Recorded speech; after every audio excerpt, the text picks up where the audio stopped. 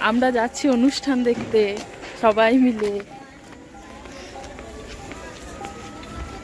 নমস্কার, নতুন একটা ব্লগে আপনাদের সবাইকে অনেক অনেক স্বাগত জানাই।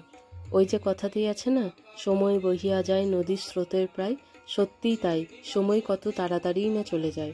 এই কয়েকটা দিন আগে এই বঞ্জিকা হসপিটাল থেকে বাড়ি নিয়ে এলাম, আর আজকে দেখতে দেখতে 7টা মাস পেরিয়ে গেল, আর আজকে তার অন্নপ্রাশনের সময়ও হয়ে গেল। আর আমরা সবাই মিলে এসেছি, কোপায়েই এসেছি প্রথমে, তারপরে যাব গিয়ে হচ্ছে রামপুরহাট।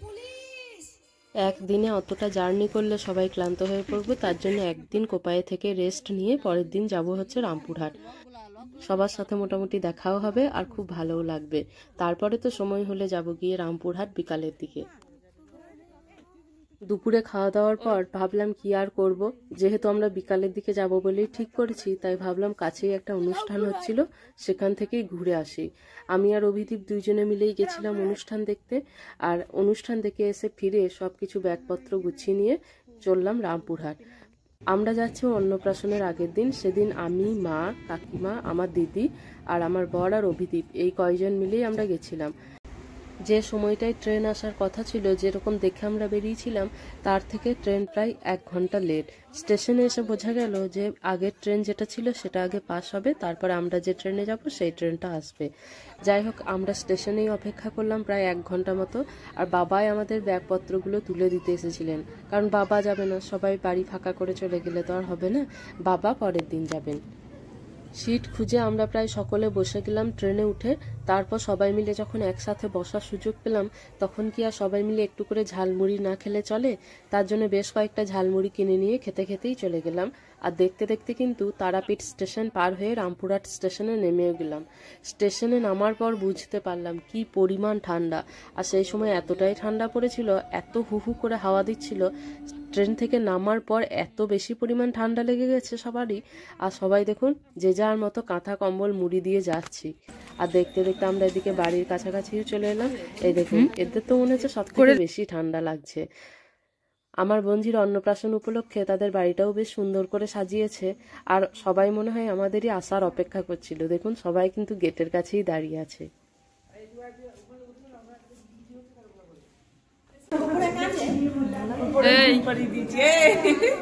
বাবারে চলো, আমার দেখুন উপরে কি করছে?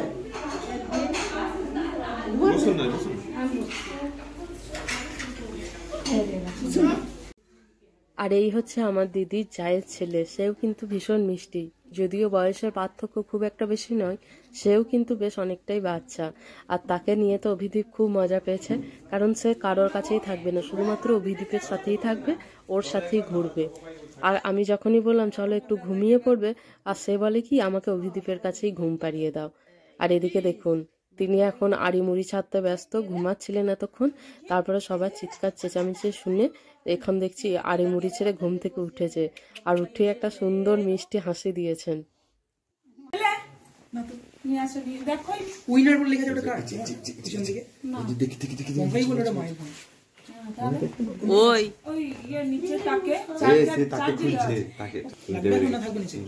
যে জায়গায় বসে ভাত খাওয়ানো হবে, সেই অন্নপ্রাশনের জায়গাটাকে ভারী সুন্দরভাবে সাজানো হয়েছে।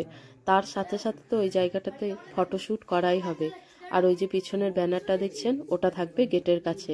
আর এদিকে দেখুন, ডান্সিং লাইটগুলো জ্বালিয়ে দেওয়া হয়েছে, চারিদিকে একেবারে চকমক করে তাকাচ্ছে। তারপরে চলুন ঘুরে আসি অন্যান্য দিকটায় কেমন কি সাজানো হয়েছে। উপরে এই জায়গাটায় খাওয়ার ব্যবস্থা করা হয়েছে। আজকের ব্লগটা তবে এখানেই রাখি, দেখা হচ্ছে পরের ব্লগে। সবাই খুব ভালো থাকবে, সুস্থ থাকবে।